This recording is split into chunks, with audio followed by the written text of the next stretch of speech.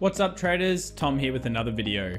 Today we'll be talking about the S&P 500, copper, gold, and sterling from a technical analysis standpoint. Stay tuned.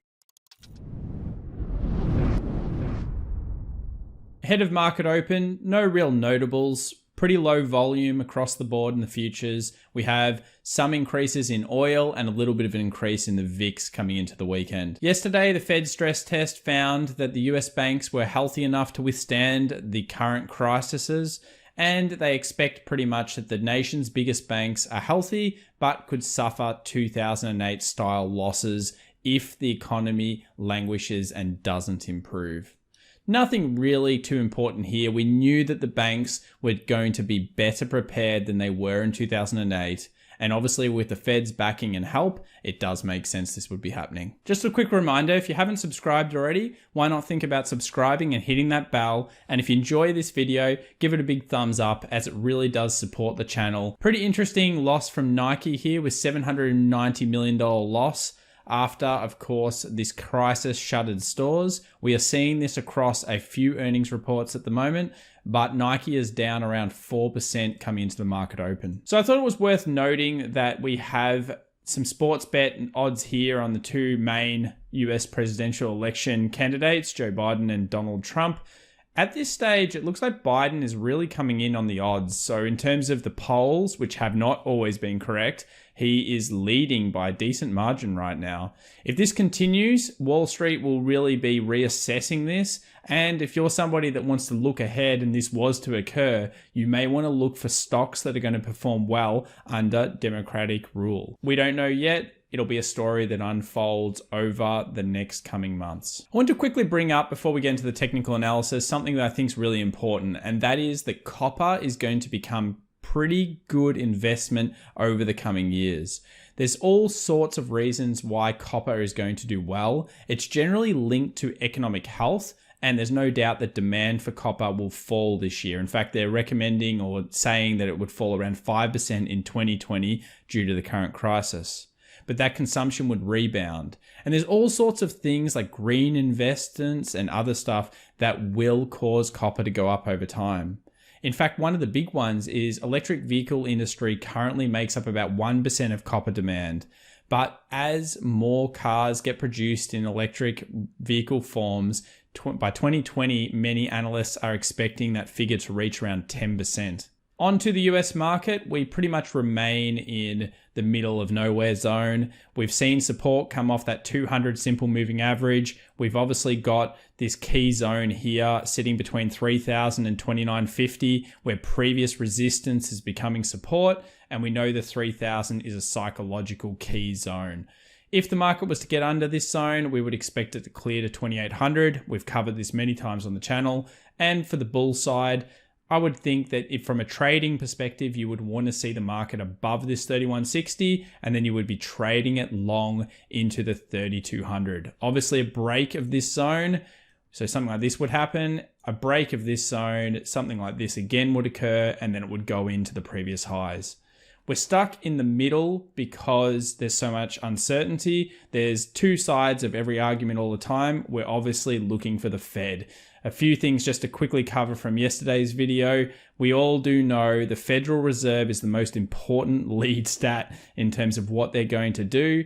If they come out and they protect the market at this zone, then obviously we would see strong bulling pressure, and that would mean that you should probably get into equities. If we see it break these key levels off news from the Fed, you may want to also consider finding stocks that you think are going to perform well over the long term.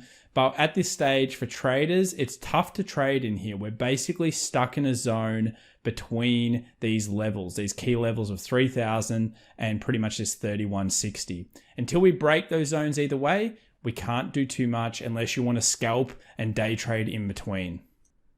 So the reason I wanted to bring up copper before was because of this chart and just because of the way copper reacts to improvement in the economy. So here we have what happened during 2008, and it was pretty clearly down heavily while the economy was languishing and we were going into a recession. But coming out of a recession, demand usually spikes heavily in copper, and this is similar to other key metals. If this was to occur again and we go quickly into recovery, remember we have problems with unemployment and several other key factors. Copper spikes of governments as well, getting in and coming up with new schemes and plans to help boost jobs and boost the economy. So copper is worthwhile checking out if you believe we're in a recovery right now. And if copper does decline again, it could be something that you want to get some kind of, exposure to over the near to short term. Is copper a good long-term hold? Not generally, but copper is one of those things where if you hold it at the correct time for a period of time, maybe 1 to 2 years, or you hold companies that hold copper for that period of time, you can do quite well. So it's a thought process that could go into your investment strategies. What about oil? Well, oil is obviously sitting at a major divergence point. You have really serious divergence through the MACD indicator. Many people ask me which type of MACD indicator we're using here. It is the MT4 MACD in TradingView.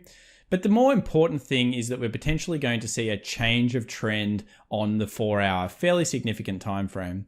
So what we wanted to see here is we would want to see from the peak to the trough. So again, peak to trough, and then we would have a lower peak and a lower trough would pretty much then cause the market to be in a sell-off. We do have here a 200 moving average. So what I would like as further confirmation is basically breaking this key zone here around $34.50, $35. If that happens, I would say there would be significant selling pressure coming in for oil, and it would be worthwhile looking at something like the daily time frame to confirm this. The reason we want to look at the daily is it's one of the most important charts of all, and we can see that the 20 exponential moving average has been holding oil up for now. If that level at 34.50 was to break, we would expect the market to continue down and then pressure to be buying it at around this $29, where previous resistance will act as support. So pretty important on US oil. Brent is very similar. We're looking for change of trends from the price action standpoint. Remember, at this stage, the trend is still up. But like anything we say on this channel, the risk reward for oil is becoming minimal because there is incredibly strong resistance on US oil here at around 43.50, where previous support will act as resistance. Remember, any traders out there that are looking for technical analysis indicators, you must check out multiple timeframes and always do multiple timeframe analysis.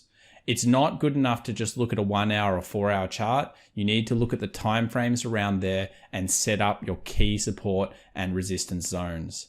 See, as we scroll out here, it'll become even more apparent why that $43 is so key, with multiple supports now acting as resistance if price was to get up there. It's always key to check those timeframes. So generally with the stock market right now, if the US dollar is going up, it is a good indicator that we are seeing weakness in the S&P 500 and other indices. The other day we were talking about this 97.50 zone and we barely got a close above, and in fact couldn't even get past the wicks. Now, when it comes to investment in any of these types of pairs, it always pays to look at the conservative entries when you're doing technical analysis. Breakouts are fine, but the one problem with breakouts is that you often get fake outs. So one of the ways to stop that is to wait for a clean break and pick up the role reversal where the market breaks through, comes down, and finds support at the previous point of resistance. At this point, you can then drill into the smaller time frames, look for change of trends on the smaller times, look for engulfing candles, look for hammer candles, look for other technical indicators, and then you can look to buy it up. And this will avoid you taking losses or potentially getting into trades that will lose you money. So we have a bit of strength coming back into the US dollar. Major support here at 96.50 has acted as support. Markets have picked it up. We have a 20.50 cross on the 4 hour. And again, we get past this key level up here, we're going to see potential break, then a potential pullback. And at that pullback, we could be looking for longs. At the same time as this happens, you would usually expect the indices to be going down. So there's no confirmation here yet, but it's something we could be looking at. So I said at the start of the video, I wanted to cover sterling, as in I wanted to cover pound US dollar. The reason I want to cover this is it's got a very interesting kind of pattern that's occurred on it. So one thing is that the previous move has become the secondary move. And then if you expect that move to happen again, it would basically be calling for around this 122. Now, I usually find that on this third move down in terms of the legs, it's usually shorter. So you'd be targeting somewhere around this previous resistance acting as support, as we know it happened a few times here on the left. The other key thing though about sterling is the pullbacks that have happened. So notice how these pullbacks are exactly the same in size. So that means the market is acting quite technically, and we're seeing now a breakthrough. In the private Discord and during our Wednesday webinar, I talked about this, and I talked about looking for a change of trend on the 1 hour, and we saw that the other day. So very, very key level, and we're seeing a break now to the low where sterling is acting quite weak. So you could already be in this type of trade short. It's one of those ones where I like trading different instruments because different instruments are acting more technically than, of course, things like the stock market right now, where it is all driven by the Fed and monetary policy. So gold has well and truly broken through this previous high here that we saw at 1750, and it's finding further strength. But of course, with ever weakness, we'd be looking at this 1750 if you've missed out in their initial breakout. This is a good kind of reload zone, and what you want to do is you want to wait for it to come down to a zone like this, and then what you do is you get onto a smaller time frame and you look for changes of trend. So let's say theoretically it was to come down to this level again and you were looking at picking it up. A bit of a novice trader would just go, okay, buy. And that's fine, and it will work multiple times, and you are still using a good area at a good key roll reversal. However, the better way to do it is to look for a change of trend. So to look for something like this, where you have a trough, you have a peak, and you have a higher trough. When you wait for this change of trend, you make sure that the market considers that level again and that it finds it to be an area of value. And then the big market makers and all of the momentum begins back into your area. This gives you that slingshot kind of effect off the correct area, and actually it is the better strategy than looking for breakouts. We hope you found this video educational today, and if you did, remember to subscribe and hit that bell, and of course have a great weekend, and we'll see what the markets bring us next week and tonight. Bye everybody. Have a good weekend.